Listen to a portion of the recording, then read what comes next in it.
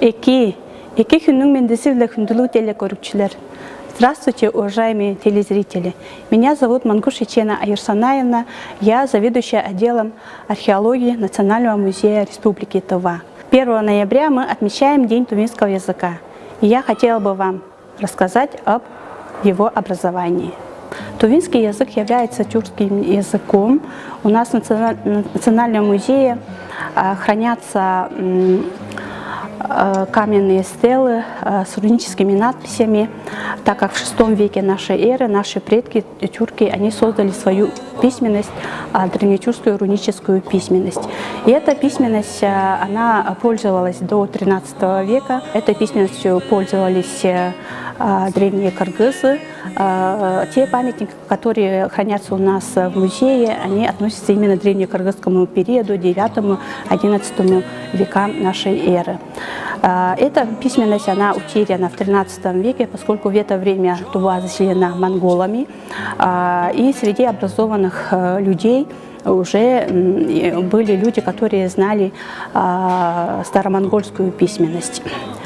И с XIII века, конечно, вот к этому времени относится очень много источников, которые тоже выпускали там документы на старомонгольской письменности. И эта письменность пользовалась вот местными жителями, то есть образованными людьми Тувы до начала XX века.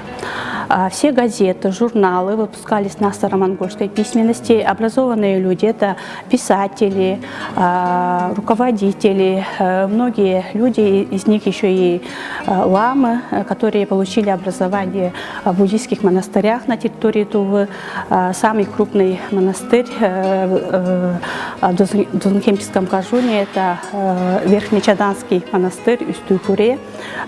И в то время многие семьи отдавали своих детей с 4-5 лет в Верхнечаданский монастырь, и они там получали образование, знали старомонгольскую письменность, китайскую, китайский язык, хорошо говорили на русском языке. И вот среди них был Мангуш Лапсанчимит, который также получил образование в Верхнечаданском монастыре. Руководство Тувинской народно-революционной партии начали политику по ликвидации безграмотности, то есть культурное развитие Тувинской народной республики. Помимо этого, руководство Тувинской народно-революционной партии, они тоже обращались к советским специалистам. В конце 20-х годов в Туву приехала комиссия ученых по созданию тувинской письменности. И 28 июня 1930 года постановлением правительства Тувинской Народной Республики принята тувинская национальная письменность на основе латинизированного алфавита по проекту советских ученых Попе, Поливанова и Сергея Ефимовича Малова.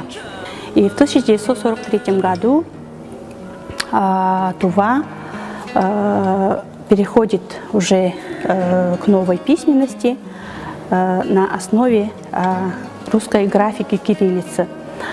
В тувинском алфавите 36 букв. Там имеются свои национальные буквы, да, это Ю. Все буквы на основе кириллицы, на тувинском языке читаются по-тувински. То есть свои особенности алфавита, то есть 3 национальные буквы. Пайырлы, до свидания, спасибо за внимание. Еще раз с праздником, с Днем тувинского языка.